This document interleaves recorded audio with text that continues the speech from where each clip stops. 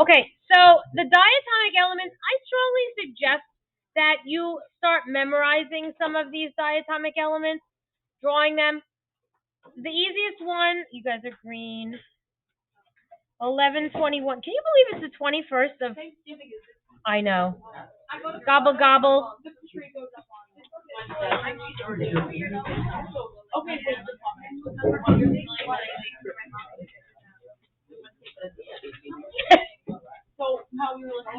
gonna take that as a yes.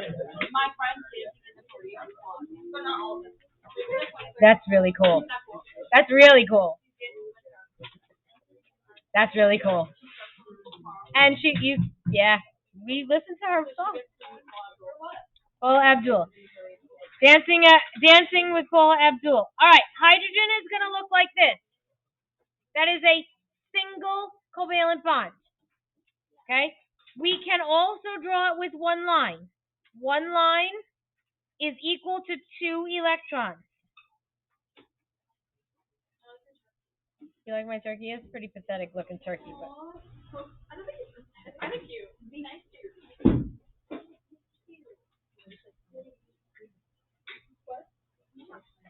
all right. Then we did like chlorine, and we saw that chlorine also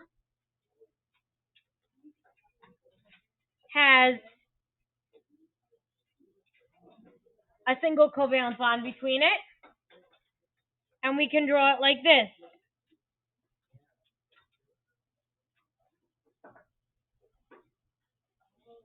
Okay? One dash means one bond. One dash means a single covalent bond.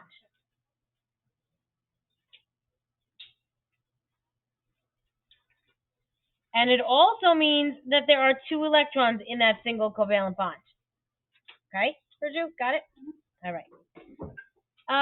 Chlorine, fluorine, bromine, iodine. Oh, God. He didn't even have to walk in, and I knew it was him. All look the same. They're all going to have. Oh, yeah. Oh, yeah. Now? Yeah, just get it out of the way. In here. They're all going to have these 6 electrons that are called non-bonding pairs.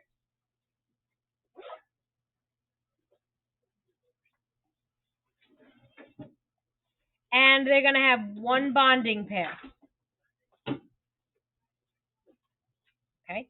Non-bonding pairs take up space. Okay? I don't know if we talked about the electron geometry or the molecular geometry yet, but we're going to get there today and or the first half of tomorrow.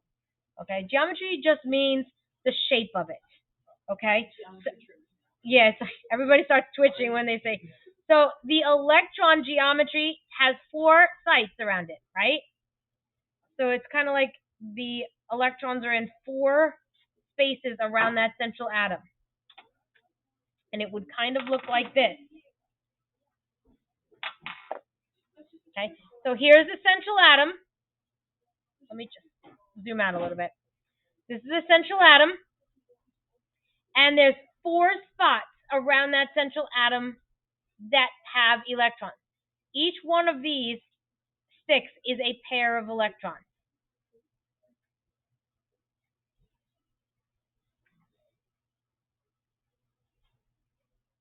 Wait, can we, for chlorine, can we just put the dash instead of the box around this? Or do we have to You can't put the dash on these 3.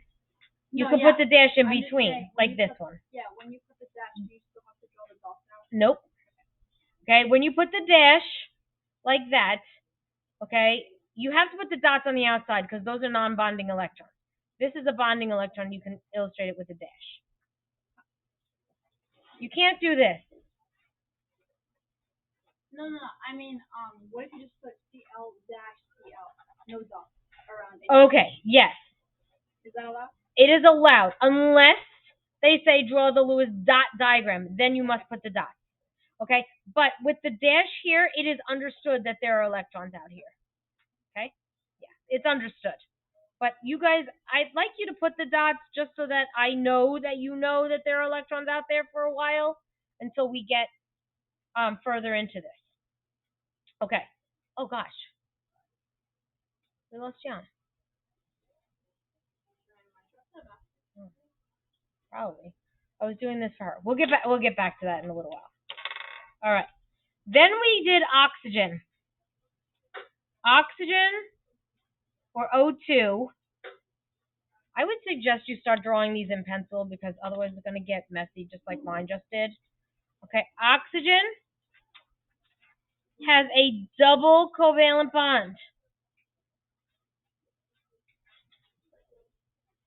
Memorize that. Is that better without the light on with the pencil? Kind of reflects. Or it could look like this.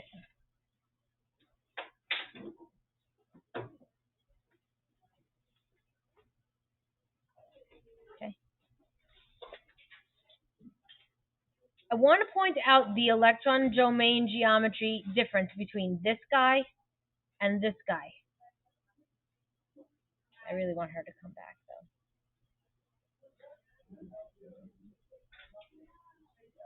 Okay. Do you see how there are 4 sites around here? And here there are 3 sites. You see that? The electron domain geometry of this guy, the angle here is 120 degrees.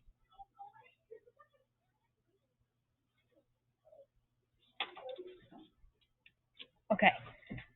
Here, it looks like they should be 90 degrees, doesn't it? But they're 90 degrees if it was flat on the paper. They're not flat on the paper. They're kind of like a jack, you know, like those toys that you used to play with when you were little. Did you guys play with jacks? Or did you ever know what a jack is? Okay, thank you, Abby. They think I'm crazy. They kind of look like a jack. This angle is not 90 degrees. It's actually 109.5 degrees. Who cares? We don't have to memorize that angle. In AP Chem, you need to know that the bond angle is 109.5 degrees. But in Regents Chem, you just have to know that there are 4 sites around this carbon. This one, there are 120 degrees because there's only 3 sites around it. Okay? If there were only 2 sites around it, what do you think the angle would be? 180 degrees. Okay, so that's electron domain geometry. Now,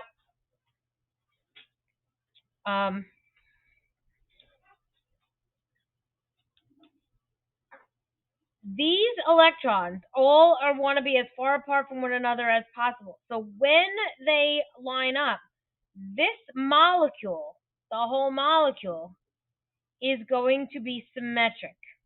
Okay? These guys are pushing this oxygen away, and these guys are pushing this oxygen away. This geometry right here is linear. The molecular geometry is the oxygens are in a straight line. Now, anytime you have 2 elements, they have to be in a straight line. I hope that makes sense. Does that make sense? Kind of, a little bit. Go ahead. What's the reason on why they push each other out? Because you have three negatively charged things. You have negative here, you have negative here, and you have negative here. Okay? Negative and negative repel. So in order for them to be as comfortable as they can, they need to be as far apart from one another as possible. Okay? And the furthest they can get is 120. If this was 121 degrees, then these guys would be too close. Right? So the furthest apart they can get is 120 degrees. The furthest apart these guys can get is 109.5 degrees. Not 90 degrees, because they're 3-dimensional. So this is bigger than 90-degree angle in here. Because there's 4. Oh, 4. But it's 3-dimensional. Okay, so you have the angle is not as important. What you have to know is you have to know the shape of the whole molecule. This angle between these 2 oxygens is 180 degrees. It's linear. You see that? Yeah. The angle within this oxygen is a triangle. It's called trigonal because it makes like a little triangle shape. Can you see the triangle shape there?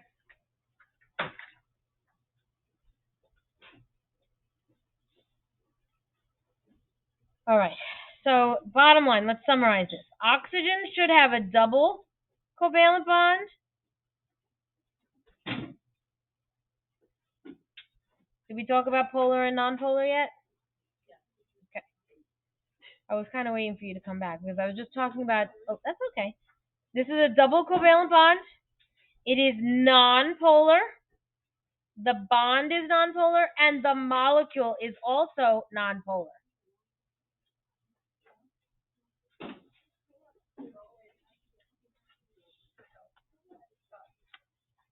All right. I need somebody to tell Gianna the. I know you're smart, but I want you to know the difference between the electron geometry and the molecular geometry. Okay?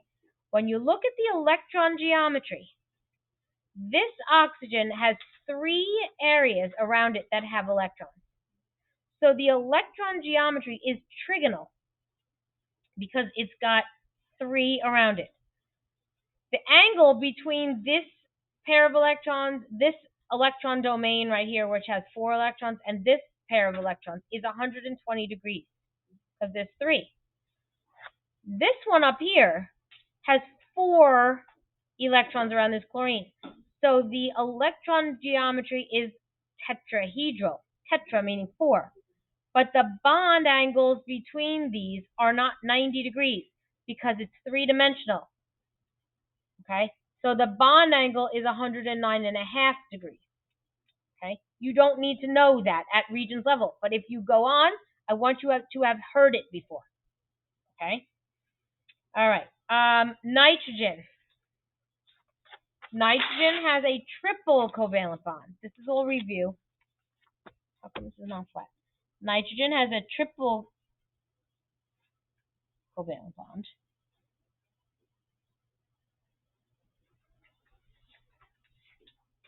Is the bond polar or nonpolar?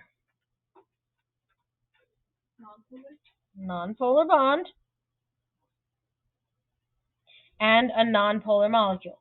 The reason why they're both nonpolar is because this molecule only has 1 bond. And because the molecule only has 1 bond and that bond is nonpolar, then the molecule must be nonpolar as well. And I think that's where we left off. Polar means that they are not sharing equally. Okay? Polar, North Pole and South Pole, are different poles.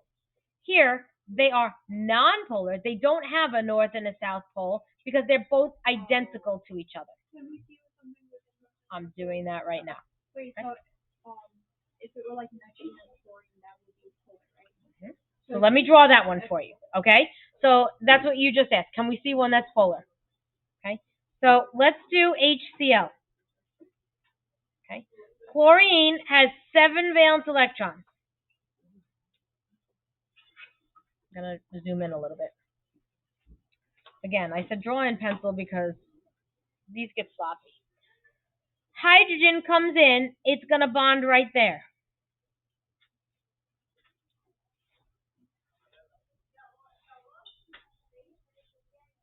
Yes, no, maybe? Okay. Hydrogen and chlorine are not the same strength. Who's stronger? Chlorine is stronger. What's its electronegativity?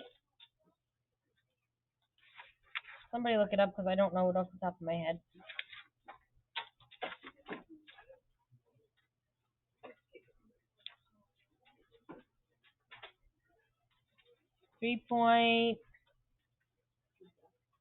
Guess. I don't know. Look at you! You are so smart. All right, 3.2. I didn't remember because I always get them confused. I know hydrogen's 2.2, right? We know this is a covalent bond, but these shared electrons between the hydrogen and the chlorine are closer to the chlorine because chlorine is stronger.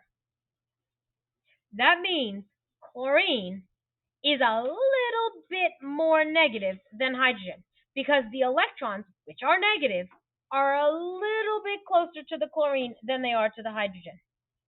And we have this really fancy thing. I did not show my red class. We have this really fancy shape. It kind of looks like a funky D or a funky S. See that? Okay? And you put it with a little negative sign. That means this side is slightly more negative than this side. And so this guy would get this funky D shape with a slight positive. Okay? The other way you could draw it, instead of putting it with this funky thing that some people don't like to draw, you could just do this and just put a negative with the circle and a hydrogen side with the circle. Okay? That's the same as writing that funky looking D-shaped, S-shaped thing. Okay? It's not the charge on the chlorine, it's just saying this side of the molecule is a little bit more negative than this side of the molecule. Okay?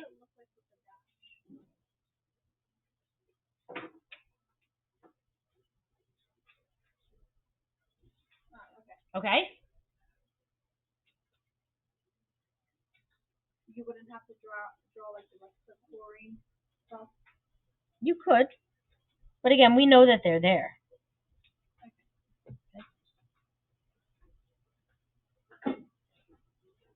Okay. What is the shape of this molecule? Well, there's only two atoms. We got an H.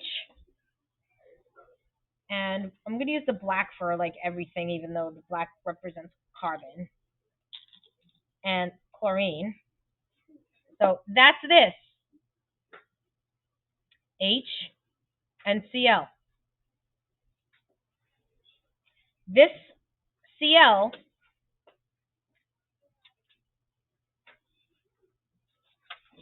has 3 non-bonding pairs of electrons on it, doesn't it? It looks like that. You see it? Okay, that's what it looks like. These 3 non-bonding pairs of electrons are pushing that hydrogen away because they want to be as far away from each other as possible. So this molecule, when you're looking at it, you don't see these. These are gone. This is what you see. Okay? These are just electrons. They're really, really tiny. What's the shape of this molecule? What does it look like? A straight line, doesn't it? So the molecule is linear.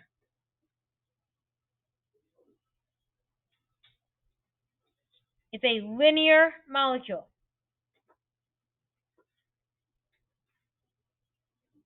It's got one side that's slightly positive and one side that's slightly negative, and it's a linear molecule. What is this bond? Is it a polar bond? Non-polar bond? It is polar because they're not the same. Tomorrow, did I tell you this already? We're going to listen to a podcast tomorrow. We're going to listen to a podcast tomorrow that I actually listened to on my dog walk the other day, and he does a really good job explaining everything that we've been doing, and I'm like, oh, wow, he says it almost exactly like I do, but maybe just a different perspective will help a little bit, okay? This is a polar bond.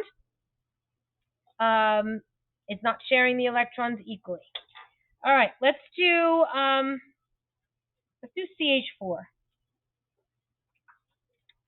Can you see ourselves? Carbon there. Carbon can make how many bonds? 4. Okay. Now we're going to take the hydrogens. They're going to come in. They're going to go in these 4 spots. Okay. Let's look at one bond. I'll pick this one, even though they're all the same, aren't they? They're identical to each other. Look at that bond. Is that bond polar or non-polar? It's polar. They're not the same. It's got a north pole and it's got a south pole. Which side is the positive and which side is the negative? The negative is going to be the stronger one, isn't it? So who's stronger, carbon or hydrogen? Carbon. So carbon is 2.6, I think, and hydrogen is 2.2. Okay? So carbon is going to be slightly negative, and hydrogen is going to be slightly positive. And this hydrogen and this carbon, the hydrogen is going to be slightly positive and slightly positive and slightly positive. Okay, so the outside of this molecule is slightly positive, and the inside is slightly negative. Do you see that? Okay. The molecule doesn't have a positive side or a negative side. If I cut it in half, this half looks exactly like this half, and this top half is exactly like this bottom half. So the molecule is nonpolar, but the bond is polar. Did I just blow your mind? Okay, I'm going to say that again. Look at just the bond. We know that bond is polar because it's two different elements.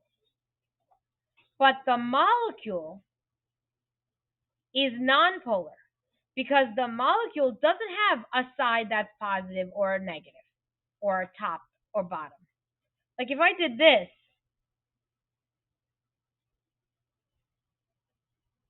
let's say I had a molecule that looked like that. This bond right here, That would be polar. well, let's just talk about the bond. Is the bond polar? Yes. Yes. Is this bond polar? Yes. So it's got two different polar covalent bonds in it. Is the molecule polar?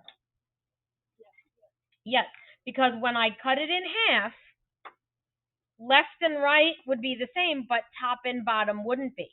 So because it is not symmetric, it's going to be a polar molecule. You gotta watch the words that they use. If they use the word bond, you're just looking at one bond within the molecule. If they talk about the molecule, you need to look at the whole molecule. But the acronym SNAP, I don't know if we wrote this down yet, SNAP, works for both bonds and molecules. SNAP stands for symmetric, nonpolar, asymmetric, polar. So if you look at this bond right here, it's an asymmetric bond, isn't it? Asymmetric is polar. The C and the H is asymmetric. That's a bond. It is polar. But the entire molecule is symmetric. So it's nonpolar. It's a nonpolar molecule with polar covalent bonds. This one is it's got polar bonds, but it also is a polar molecule. You guys okay with that? You understand what's happening here? Watch the word bond and watch the word molecule. All right, let's draw water.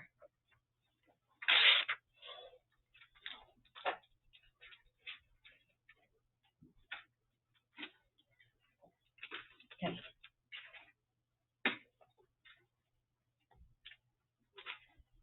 Oxygen's going to go in the middle. Why? Most electronegative element.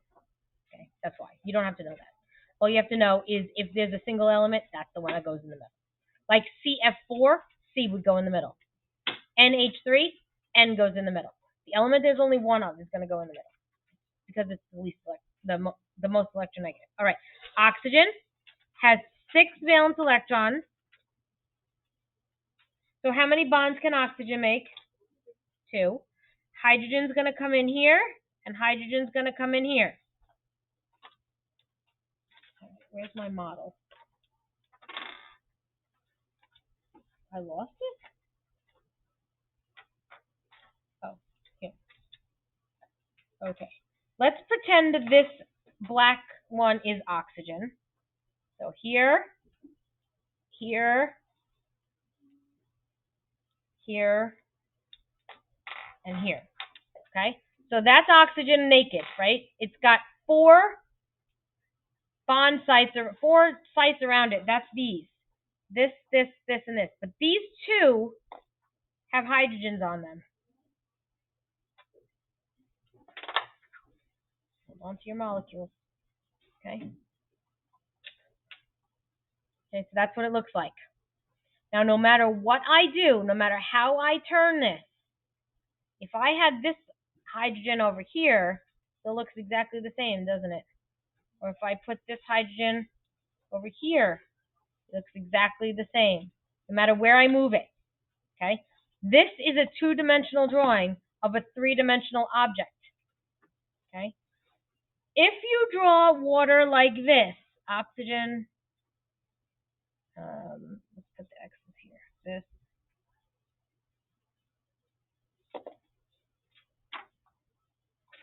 Okay? Technically, that is right, except the way you're looking at it is like this. You see that? You're looking at it like this. Look up here instead of on the board. Okay? Where the two sets of electrons are coming out towards you, or they could be going back. Okay? You have to know that this is only a two-dimensional rendition. If you draw water like this, you cannot tell that water is a polar molecule. Water is polar because, in reality, no matter what I do, no matter how I cut this, it is not going to be symmetric. It could be symmetric this way, but then if I cut it this way, it's not. If I hold it like this, if I cut it this way, it's symmetric top and bottom, but it's not symmetric left and right. It's got to be symmetric both directions. Okay? So that's why I don't like to see you draw water like this, and I won't draw water like this. When you draw an oxygen, way back when we were talking about drawing Lewis dot diagrams, and I said, just go around once and then go around the second time. Remember that? And you were like, why can't I just put them anywhere? Because if you do it this way, you will always see that your hydrogens will go here. That is not a symmetric molecule. So that's just a little trick, right? So water is a polar molecule.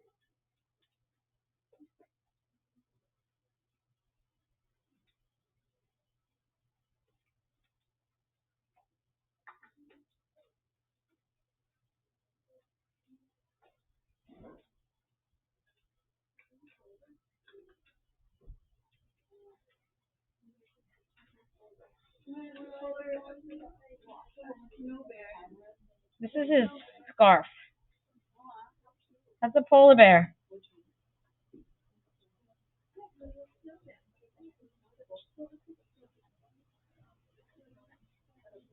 Bond is polar too, right? The bond is polar and the molecule is polar. Very good. So the bond is here, right, between the H and the O. There's actually two identical bonds. Doesn't matter which one we're talking about. This is polar, but the molecule is also polar. And water has a side that is positive and a side that is negative. Let's figure out which side is positive and which side is negative, okay? If you're looking at the H and the O, who's stronger? O. So he gets the negative and this side gets the positive. And the same thing goes here. This guy gets the positive, this guy gets the negative. So if I'm looking at this molecule, this side of my molecule, the O side is slightly negative, and the H side is slightly positive. I'm going to redraw that neater for you. Okay. This side's negative, this side's positive.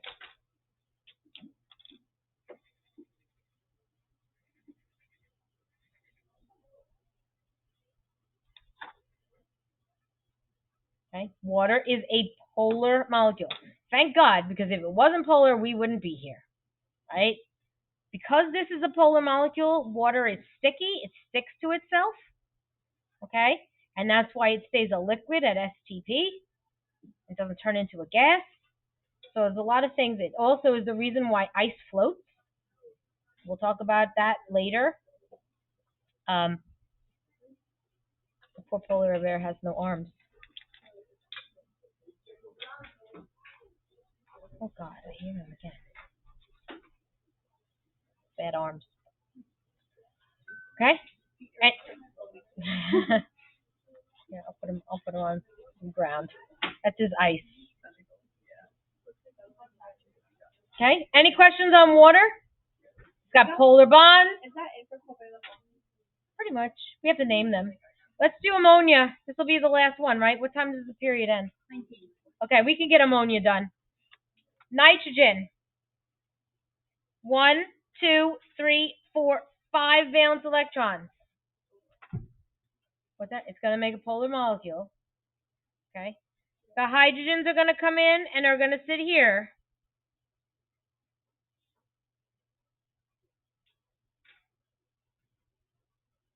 Is the bond polar or nonpolar? Polar.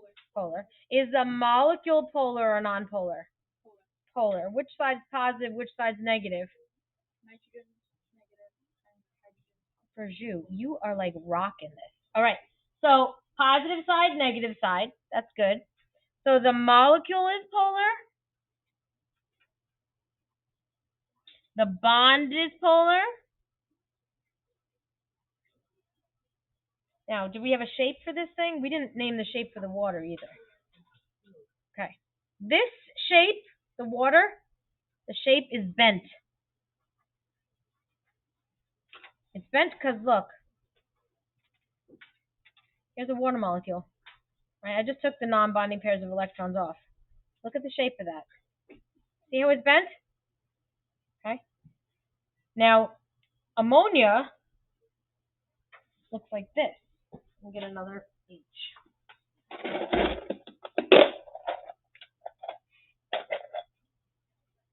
Ammonia looks like that, right? Zoom out so you can see it. Okay, there's a non-bonding pair up here. That non-bonding pair that's right there. Okay, what does this look like?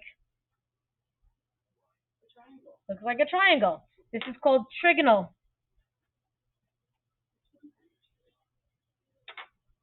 All right, I'm gonna draw them on another piece of paper, all the shapes for you, and then we'll be able to wrap this up. Okay, linear. Any two elements is linear. Cl to Cl, O to O. These are all linear. Carbon dioxide is going to be linear too, but we'll tackle that tomorrow. Okay? Water is bent. Looks like this.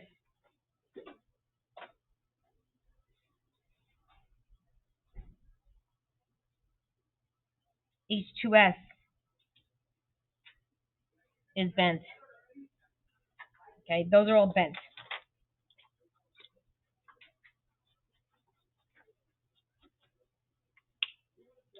All right.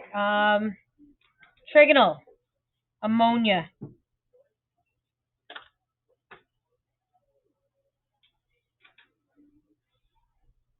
That's trigonal. Kind of looks like a triangle. There's your triangle. And then the last one, which I don't think we drew any of. Did we do CH4? Yeah. Okay. H, H, H, H. That's tetrahedral. Tetra means 4. This is trigonal. Those are your 4 shapes. Now, let me just tell you a little secret. 99% of the time, that's your answer. Tetrahedral. If you don't know anything, if you leave this class today and don't know anything, and you get a question and the answer choice is tetrahedral, pick that one. Okay? Seriously, I'm not joking. It's always